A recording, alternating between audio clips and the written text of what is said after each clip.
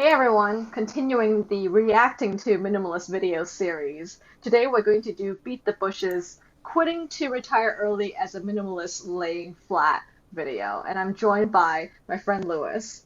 We are both super fans of Beat the Bush, so this is only a tribute. Yep. All right, we're gonna get right into it. Going everybody, this is Beatthebush.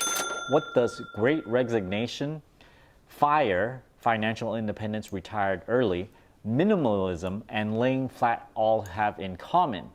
To me, they are about one of the same thing, looked at a slightly different angle for each one. Today, I'm going to tie all of these topics together into one cohesive theory. But before I begin, this video is sponsored by the Moo app. Moo. It's a trading app. You can get a few free shares of stock just for signing up and depositing money. Check out my referral link down in the video description below.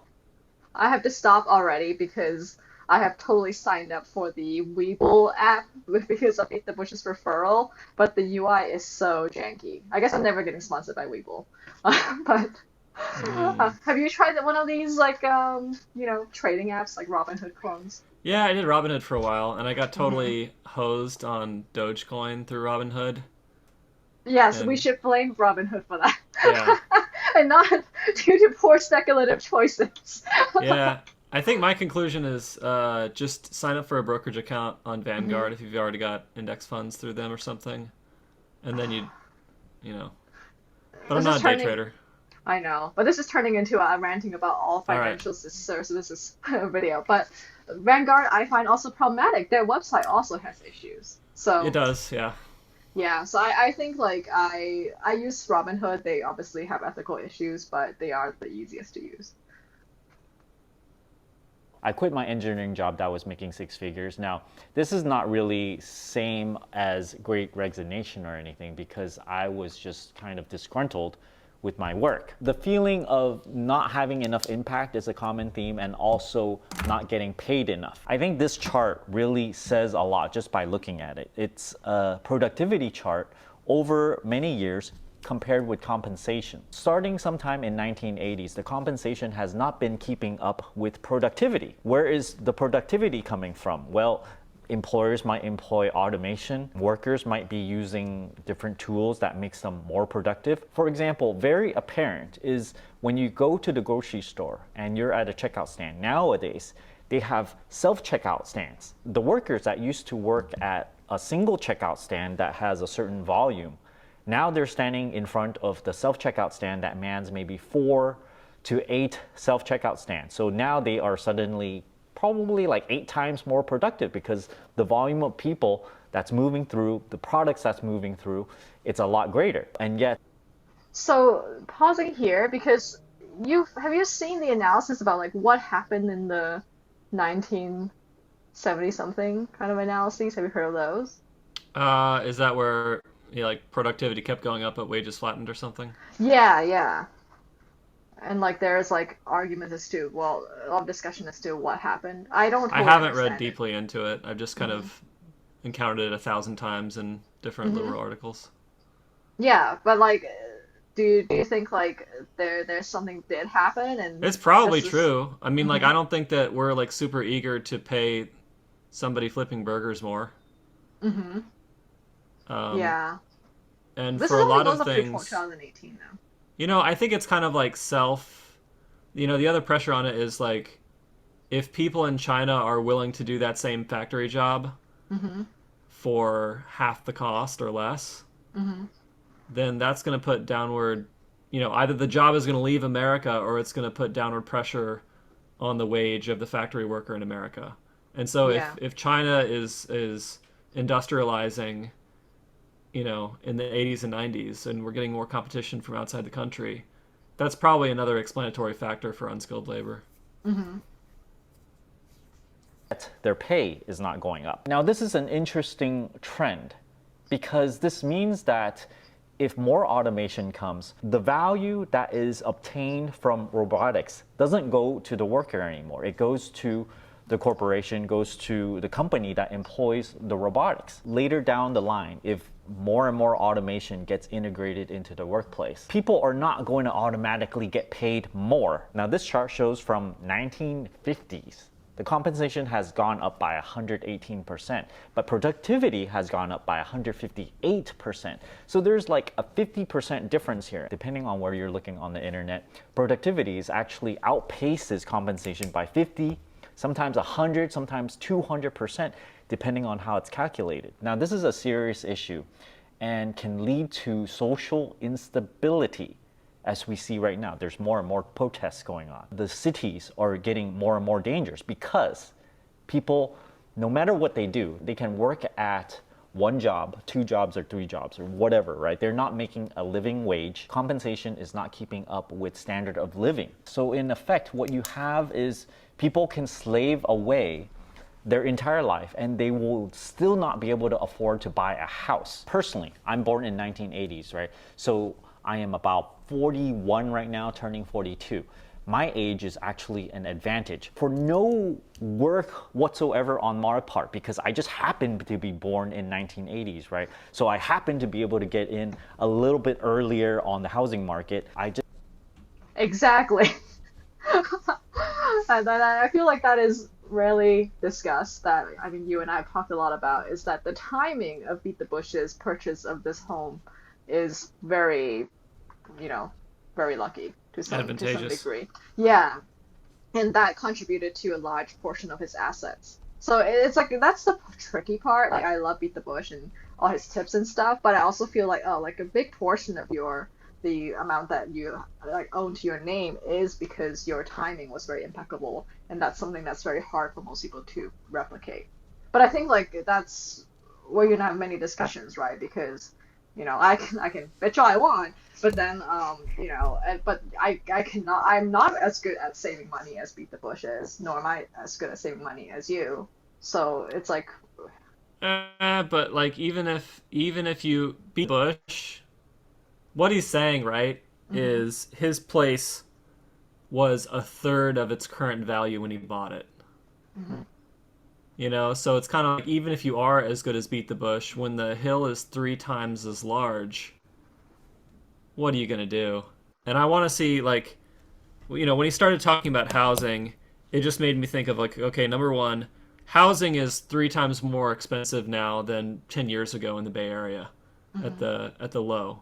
Um, so younger people have super expensive housing. Number two is you've got all this automation, so you have to have skills in order to have a job that pays well. Well, Yeah. skills require education, and guess what's also super expensive? Education.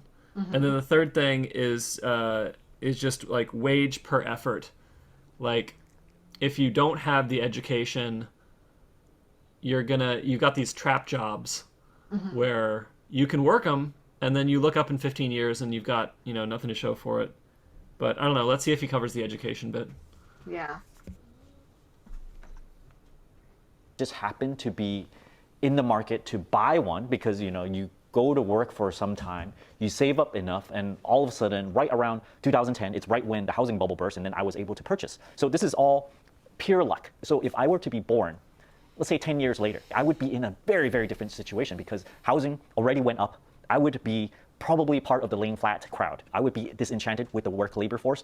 Being in an engineering job somewhere, I would be pulling in whatever 6 figures, right? But then I still would not be able to afford the current housing in the Bay Area. I calculated that probably for every $100,000 that you earn every single year, you'll be able to afford $700,000 house. So you need about $200,000 of salary in order to afford a $1.4 million house, which is roughly the cost of housing over here for a single family home. So just because So I'm pausing here because I feel like this is actually quite a pivot from how Beat the Bush started. I think in the beginning, his viewpoint is always like, just suck it up and you can be as good as me. And whereas now he's actually taking a very mature approach of like, hey, like the world kind of sucks for the younger people. I'm not like surprised they I are like, mean, mature versus just feeling guilty, sitting in his big. I mean, realistically, and I working think at Amazon. Like I was thinking about all these contributors to his viewpoints. like well, Amazon I think probably did show him like, oh, there's all these people that are Hmm. messed up. But I was just thinking like, if he didn't have that house, would he have just tripled his bet on Dogecoin? I mean, Beat the Bush Hmm. is constantly looking for ways to game systems. That's Constantly. true. That's true. Like Hmm. he even thinks 2 steps ahead of me in terms of how to game systems. So Oh, even you. it's a good habit. It's a good habit he's got there. All right, all right. Because I was born a little bit earlier, I was able to become financially independent and then retire early. Of course, this requires a lot of saving, a lot of frugalness. So I want to tie this in with minimalism as well, because Wait, I hold on, really hold on. pushed harder. And He's the elephant in the room, right? Mm-hmm. He says, I was saving and became financially independent. The elephant in the room is that he only quit his job because he had a substantial income and a substantial following on YouTube. Mm-hmm. And that is not mentioned at all yet, right? Oh, as in like he didn't do it without the YouTube career as well. Yeah. You could, I bet you could basically set his house on fire and set his net worth on fire Mm-hmm. and have him quit his job and he would be able to survive off the YouTube income. That's true. So I think it's about like the mental freedom to be able to think about other things though. But let's see what he says. harder in getting rid of my stuff, and this really allows me to lower my burn rate and also reduce the number of things that I own. For example, I no longer own a little moped scooter thing, right? And because I don't own it, I sold it, I got, a couple $100, $600, $700, but at the same time I reduced my burn rate. I no longer have to pay registration, I no longer have to pay insurance on that thing. So minimalism asks me to only own one vehicle that I pay for registration. And this goes across a lot of different things, right? Not owning a bunch of subscriptions. If I have multiple units of the same thing, I get rid of, right? So this is very, very capital efficient. It's easier to save up a lot of money. And this is a direct pathway to FIRE. It all relates. Just because I'm in this FIRE situation, I have a place, this is just pure luck, I think. I probably can't afford the same exact place if I were born just 10 years later, which makes... He's trying to tie together minimalism with his success, but yet I feel like that's really tricky. I feel like those are actually independent variables, and if you are like in an economically tricky situation, I don't think you can afford to be a minimalist.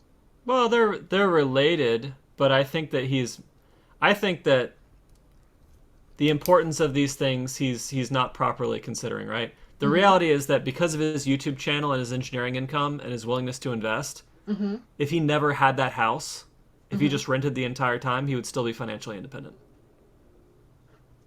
Because of the income.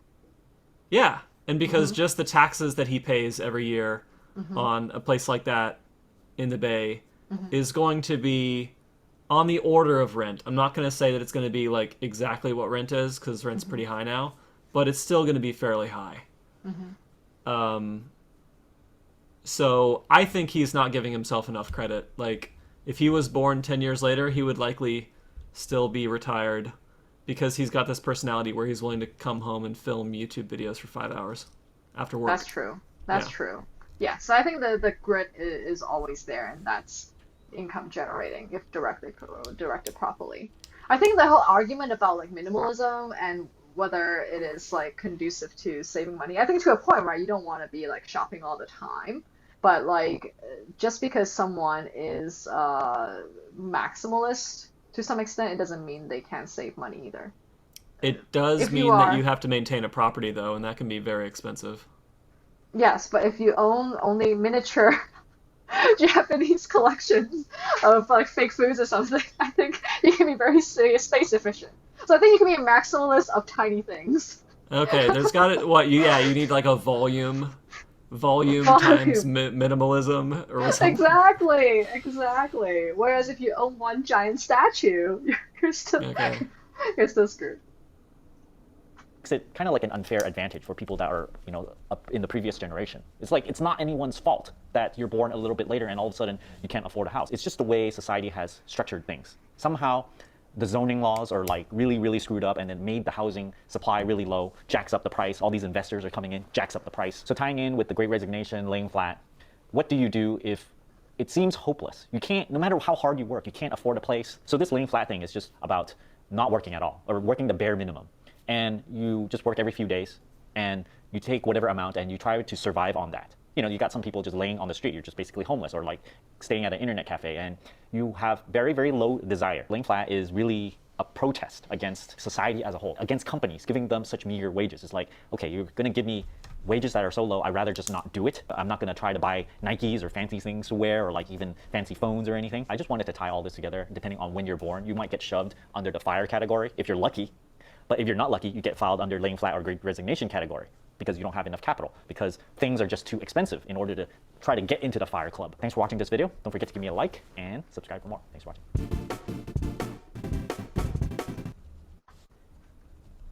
All right, so first off, it's lying flat, not laying flat. You know what's really sad is that, like, as someone who came from the same country as Beatthebush, I didn't even notice. Yeah, you just have to. He's just taking items and putting them down in a very flat way. Well, thanks for the English lesson. Yep. Okay. So the last argument, right, is basically your financial outcome equals your age. Mm-hmm. Yeah. So actually, that like it was my first time watching this video along with you, and I was like surprised because it didn't give any solutions. Because usually Beatthebush videos have like, therefore you should do X, Y, Z. And check the time on his video. Check the length of the video. What do you mean? Check the time. What is the duration of this video? 8 minutes. Okay. Mm-hmm. I have to think that like he's probably trying to keep all his videos under 10 minutes right now. Oh, for the algorithms. Yeah, and so my guess is that he filmed some amount of content, Mm-hmm. and then kind of like in editing, he was just like, oh, screw it. This is the best we're gonna do. It's under 10 minutes. Oh, okay. All right. But like, well, what do you have any solutions in mind when you come see this problem? I feel like you've been thinking about it just as much as he has. For sure. Well, I think you have to differentiate between the average of a population and the opportunities of the individual. Mm-hmm. And there's a massive difference between the average outcome of a generation and the outcome that individuals can get when they do certain things.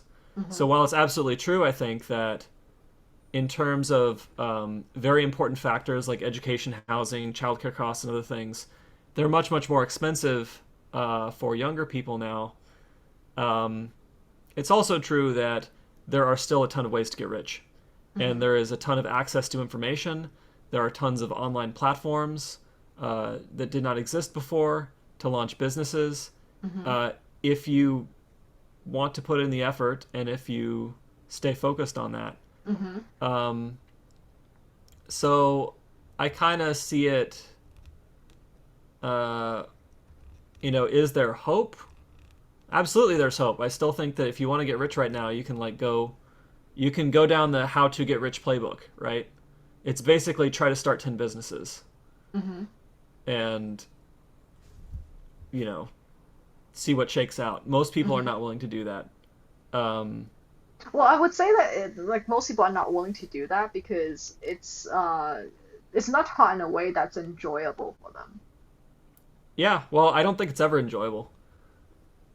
Well, I think there are components of it that can be enjoyable. It's just that you have to figure out what you actually like to do normally or are motivated by. I guess I'm just saying that like a very high percentage of new businesses fail in every economic climate. Mm-hmm. Usually because of lack of capital. And what I mean by that is that for most businesses, if you can simply stay alive long enough, you will outlive your competition, and you'll take the market, even if it's a crappy market. But if it requires 6 years of capital before you're profitable and nobody wants to burn all that money to get into a mediocre business, then yeah, you shut up shop after 1 or 2 years when the investors find out that you're not going to produce that much money. Yeah. So I'm reminded of one thing that actually made a huge impact on me when I watched Beatthebush back years ago. Was he said make $1 online, like just do whatever you need to do make that first dollar, and then your mindset would shift. Yeah. And you would be able to figure out the rest. So I got exactly the same advice from a high school friend who's made like millions from doing a startup. Yeah. So I think we gotta get that dollar. Yeah, so click the sponsored link in the description below. Sadly, there is none, and definitely not Weeble. But hopefully, if you stick around, hit subscribe, hit the like, leave a comment, then one day I will make $1 from this Yeah, channel. for only $1, you could feed this starving entrepreneur. Exactly. All right, thanks for watching. I will end it here. Take care. See you in the next video.